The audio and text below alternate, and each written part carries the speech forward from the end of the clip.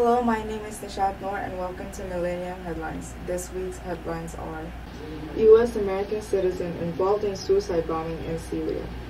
Chicago teacher killed in gang crossfire. LCC wins election by landslide. Modi becomes Indian Prime Minister as Pakistani leader watches. President Obama attends a hurricane preparedness meeting. City adds more than 10,000 PK seats, streamlining applications process. Japan gives $6 billion to Bangladesh. High drama 103 stories high at the Willis Tower in Chicago. 45 hurt in China quake along Myanmar border.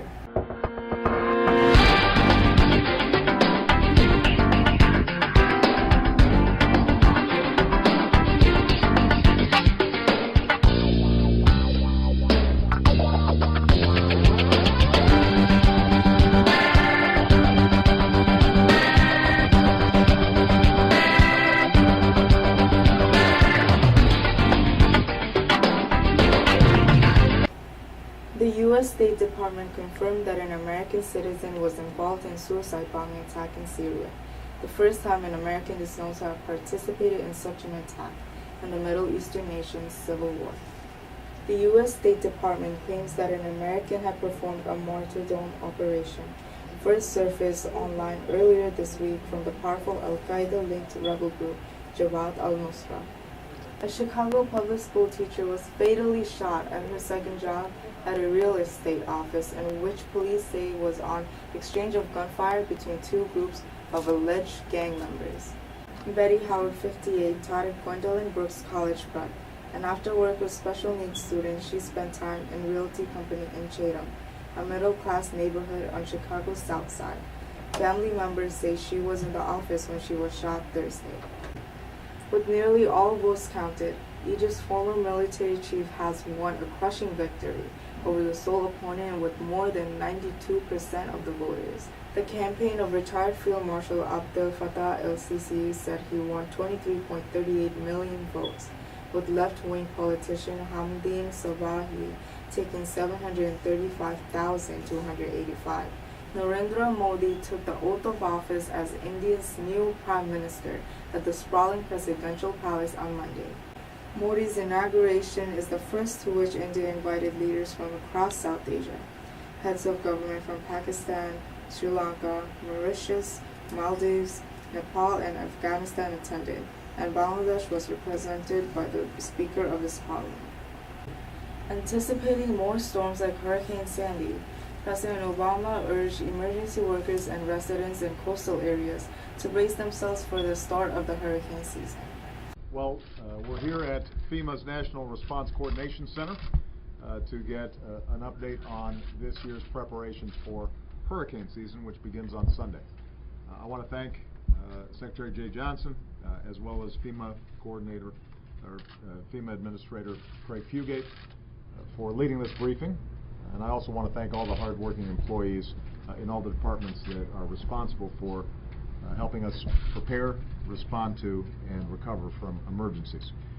States still have the primary role in preparing for and responding to disasters, and will continue to make sure that they get the full resources that they need and support they need to back them up. But it's also every citizen's responsibility to make sure that we are prepared for emergencies when they come, not just hurricanes, but every emergency. And that's why I want to thank the representatives that we have from not just the Department of Energy, but also the Commonwealth of Virginia, as well as the folks from Orange County, Florida, who have developed mobile apps to give residents the ability to plan, prepare for, get faster notice of, and respond to emergencies before a hurricane is even on the horizon.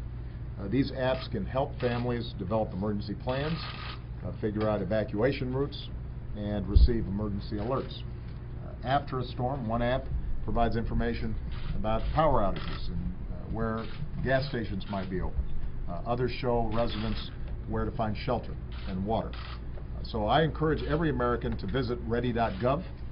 That's our national website where you can go and get every bit of information you need to figure out whether you're ready in the event, heaven forbid, something happens, you can get even more information about family emergency plans and supply kits and the plans that are taking place in your community. And over the longer term, the changes we're seeing in our climate means that, unfortunately, storms like Sandy could end up being more common and more devastating. And that's why we're also going to be doing more to deal with the dangerous carbon pollution that helps to cause climate change and global warming. And that's why we're also, with the terrific help of these departments, thinking about how we can build more resilient infrastructure. But obviously, most urgently, as hurricane season begins, we have to remember that responding to a hurricane is a team effort, and everybody's going to have a role to play at the federal, state, and local levels. So I encourage every family and business owner to check out ready.gov and see what you can do to be prepared. While I'm here, I also want to thank not only the staff and employees who each and every day, without a lot of attention, help communities deal with disasters, but I also want to thank all the first responders out there all across the country, because when they're called on, they're the ones who have to get there first and often put themselves at risk and do an amazing job. All right? Thank you, everybody. More than 10,000 new free full-day pre-K seats are coming to early childhood centers this fall, and it will be even easier than ever before the families to apply, Mayor Bill de Blasio announced Friday. Good morning, everyone. My name is Maria Afonso. I'm a resident of Queens Village, and my child attends UPK here.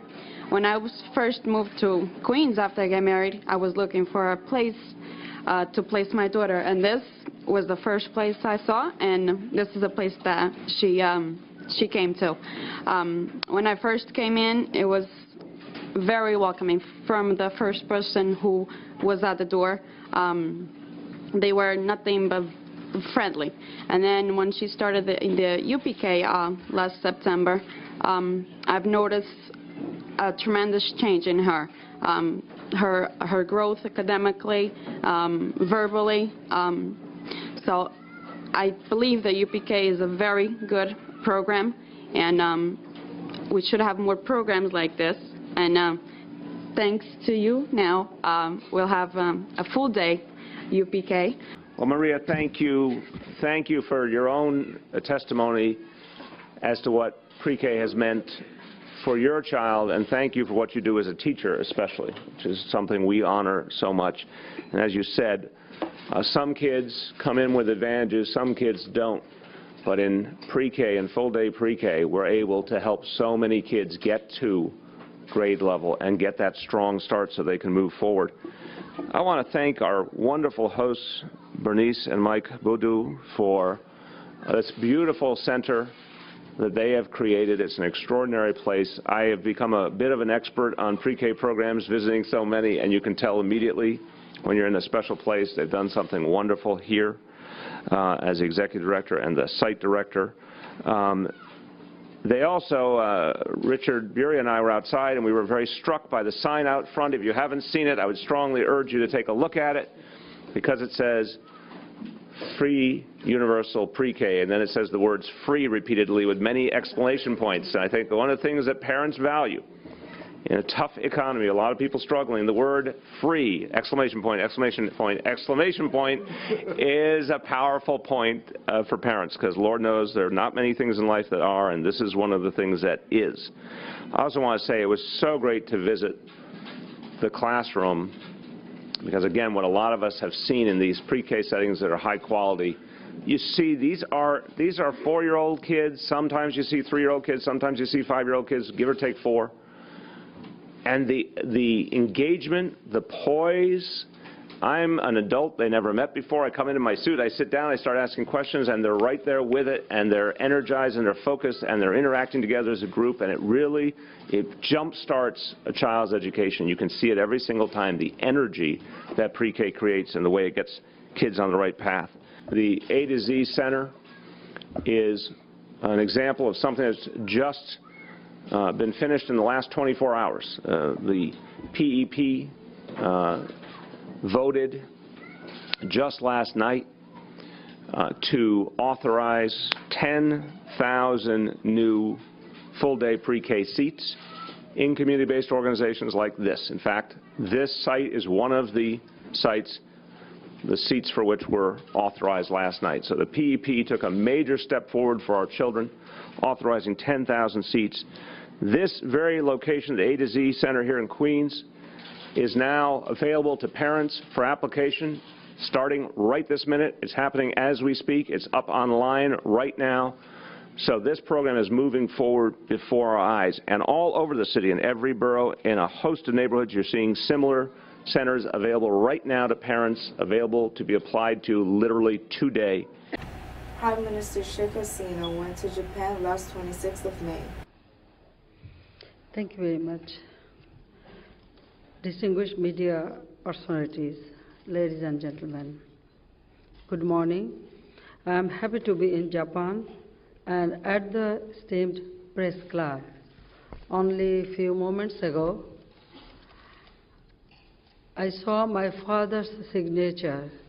I thanks to the Japanese National Press Club for keeping or preserving that book.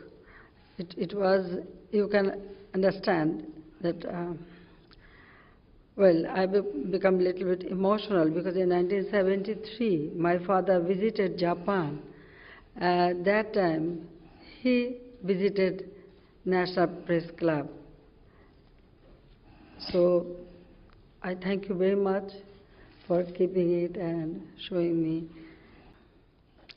Day before yesterday, Prime Minister Shinzo Abe and I had fruitful talks on all aspects of our two countries' bilateral relations. We both launched the Japan-Bangladesh Comprehensive Partnership by elevating the friendly relationship between our two countries to a higher level.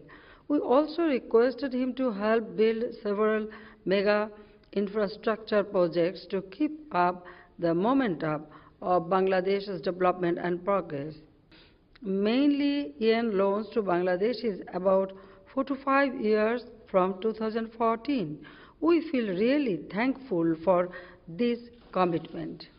A moderately strong earthquake in southwestern China has injured 45 people and forced thousands to seek shelter in an area near the border with Myanmar, Chinese authorities said Saturday. Residents fled buildings during Friday's quake, and students evacuated schools that had already been damaged by another quake in the same area of Yunnan province last week. The quake in Dihong's Yangjiang County was registered at magnitude 6.1 by China's earthquake monitoring agency, but at 5.9 by the U.S. Geological Survey. Two cousins described the sheer terror when part of the glass ledge they were standing on cracked at 1,300 feet above the street.